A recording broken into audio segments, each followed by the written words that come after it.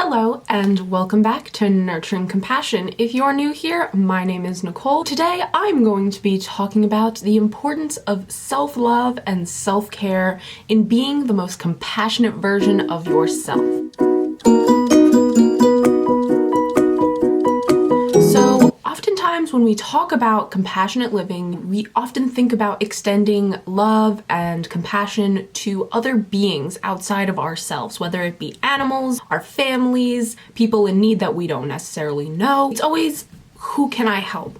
But what we don't realize is that self-compassion is equally as important. You see, in order to serve others and to be our best and brightest selves, we need to be giving compassion to ourselves. That means self-love, it means self-care, and just considering what you want and what you need. So, this is something that I really realized about 2 years ago, just how much self-love could really shift my life and help me in so many ways. I didn't think that I really had that bad of a relationship with myself as I may have did, in my early teens, but I definitely wasn't practicing self-love on a daily basis. What I did in order to start practicing self-love more consistently was just reminding myself that I do love myself and just going into the mirror and saying, I love myself. In the morning, what I do now is finish my meditation. I do like a 10-minute manifestation routine.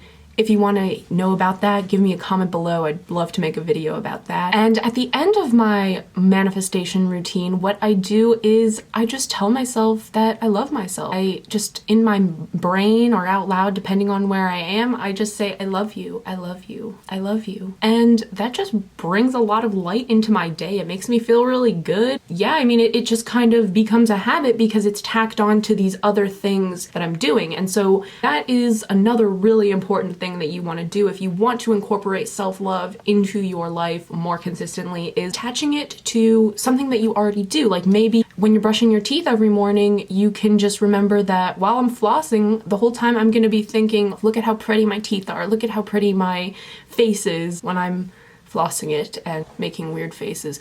But that's great. You can do that. And even if you're saying these things when they aren't necessarily true, repeating them and making a habit, they will become your truth. And so just make it consistent, just every day. Make time to say that you love yourself. And you know what? If you skip a day, then just keep going after that. It's a journey, it's a process. Another way that you can incorporate self-love into your life is treating yourself. Things that you love to do that you might not otherwise schedule into your week. So maybe on a Sunday night, you decide that now every Sunday, you're gonna wash your sheets with some really good smelling stuff so when you get in bed, it's gonna smell amazing. That is an act of self-care. So basically, it can be anything from giving yourself a bath, doing a face mask, doing a hair mask, getting your nails done, stuff like that. Things that make you happy, make you feel pampered, because guess what? We don't realize how much we need our bodies. We need our bodies a lot more than our body needs us. Make sure that you are taking care of your body, that you're spoiling it and making it happy. Another thing that you can do to bring more self-compassion into your life is to read books that empower you and make you aware of how important self-love is. I recommend You Are a Badass by Sincero. It's not necessarily entirely about self-love, but basically everything that she talks about, it always comes back to loving yourself, because that is, she believes, the cornerstone of creating your dream life and achieving everything that you want. So definitely check that one out. She talks about self-love, but also just about creating your dream life, and it's a staple. I read it probably like 6 or 7 times a year, I'm not even gonna lie. Yes. This is just a very quick video this week, just because I'm moving and I'm stressed. I'm fine. I'm not. I'm very stressed. But I'm remembering to love myself and to incorporate meditation and exercise into my routine. So I'm doing the best I can, and I just wanted to give a little reminder to you guys, if maybe you need a little pick-me-up in the self-love department, that self-love and self-care is critical, but it doesn't have to be hard. Everyone can love themselves. It doesn't matter if you fear that you're ugly. That is all perception in the mind. That is not your truth unless you repeat it over and over again.